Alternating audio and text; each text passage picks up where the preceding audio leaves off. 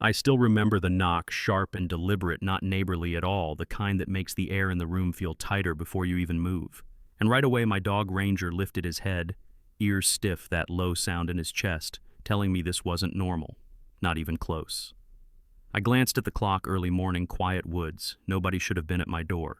And when I leaned toward the side window and pulled the blind back just enough, I saw him, tall guy in a navy shirt, plastic badge clipped on crooked like he rushed out the door, cheap walkie-talkie bouncing on his belt, empty holster hanging there for show, standing on my porch like he owned the place.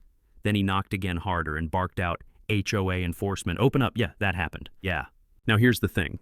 My cabin sits way out on private land, acres and acres of trees. Dirt roads, no street lights, no neighbors for miles, and absolutely no HOA. That was the whole reason I bought it. I didn't move out here to be bothered. I moved out here to breathe again after life had taken enough from me. So I set my coffee down slow, not because I was scared, but because when you've worn a badge long enough, you learn rushing is how people get hurt. I didn't grab a weapon, didn't flip out. I just opened the door enough to talk. He looked me up and down like he'd already decided I was the problem. Said I needed to identify myself, claimed there were reports I was building illegal structures on HOA-controlled land, and that I needed to vacate immediately.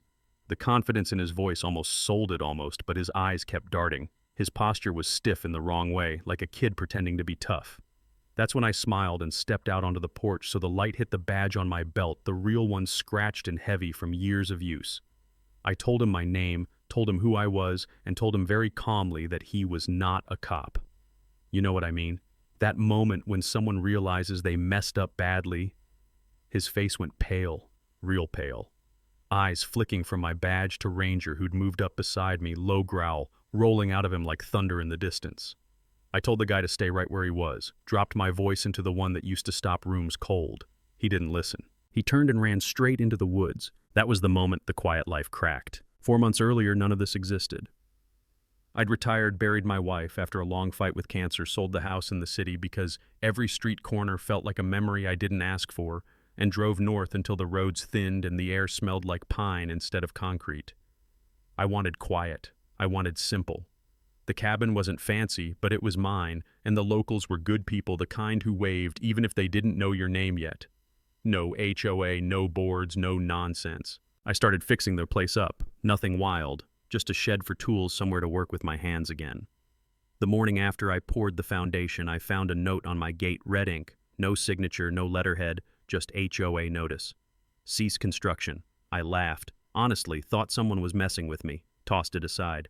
A week later, yellow tape wrapped around my shed with HOA enforcement scribbled across it in marker. That's when the humor drained out of it. I talked to some locals, and that's when I heard about the development south of me, gated community. New money, manicured lawns. People who liked rules because rules made them feel important. Their HOA had power inside their gates, but they'd started acting like it stretched wherever they wanted. I ignored it. Big mistake. My power got shut off next. Utility company said a disconnect order came in with my name on it, forged signature and all. That night I sat on my porch in the dark, Ranger at my feet, listening to the woods. Not afraid, just aware, that old instinct kicking back in. And then came the knock that morning.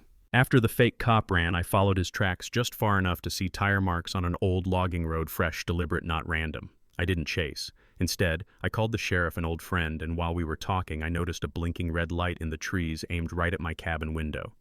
A camera. Watching me. That's when it stopped being annoying and started feeling deliberate. Over the next few days, things escalated fast. Someone cut my generator line. Motion lights got smashed. One night I caught 2 figures creeping near the shed, and when I stepped out and told them they were trespassing, one bolted and the other raised a wrench and charged me like he thought intimidation would work. I fired one warning shot into the air and they scattered. No hesitation, no apology, just gone. The next morning, a black SUV sat at the edge of my property engine running tinted windows. A man in a suit stepped out, said he was a land compliance consultant, talked smooth, told me I was making noise, suggested it would be easier for everyone if I left. I told him he had 48 hours to disappear before I involved every authority that actually mattered. He smiled like I was a child throwing a tantrum.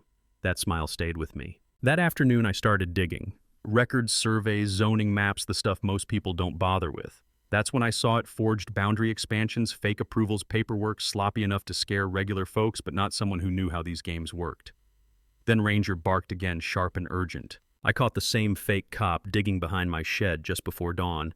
He slipped when he tried to run. I pinned him and found a metal box buried in the dirt. Inside were bundles of cash, a flash drive, photos, and a list of names with words beside them: push, threaten, remove. My name had a red circle around it. He broke down crying, said the HOA was just a front, that they scared people off so developers could swoop in cheap, said the man. Everyone blamed wasn't the real boss, just the face. Before he could say more, my shed went up in flames. Then the generator exploded. Standing there watching fire eat something I built with my own hands, I understood the message perfectly. The real twist came that night. I was staying at a friend's place when a man showed up in the rain-soaked, shaking, said he'd planted the box, said he wanted out, said he'd give me everything. I barely had time to process it before a red dot appeared on his forehead, and a suppressed shot dropped him where he stood. I hit the floor.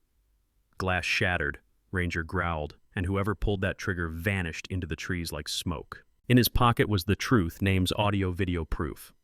One video showed a judge I knew, someone who'd hugged me at my wife's funeral, signing off on land seizures like it was nothing. That's when I realized how deep it went. I found the bunker later that night, hidden under an old hunting blind underground, humming with power walls covered in maps and photos of locals marked like targets. And when I turned around there, he was gun raised, calm as could be, telling me the HOA was just a tool, a test, a way to control land and people under the mask of community. He pulled the trigger. I slammed a flare instead. Chaos followed. Ranger lunged. I tackled him and screens lit up, showing another man, older, smiling, calling himself the architect, telling me I was a complication. State police flooded the woods minutes later. The judge was arrested. The bunker seized the developer caught trying to flee. Dozens of arrests followed. Everyone thought it was over. 2 weeks later, I got an envelope. No return address. Inside was a scoped photo of Ranger on my porch. Message clear. This wasn't done. Here's the thing, this story isn't just about fake cops or corrupt HOAs. It's about power and who people think they can push around, about how quiet folks get mistaken for weak ones, about how bullies only stop when someone stands up and says no more. So let me ask you this. Have you ever seen fake authority used to intimidate people, or watched someone get pushed because others thought they wouldn't fight back? Drop your thoughts in the comments. Tell me if you've seen something like this yourself, because these stories don't end when the video does. They end when enough people decide silence isn't peace and intimidation isn't power.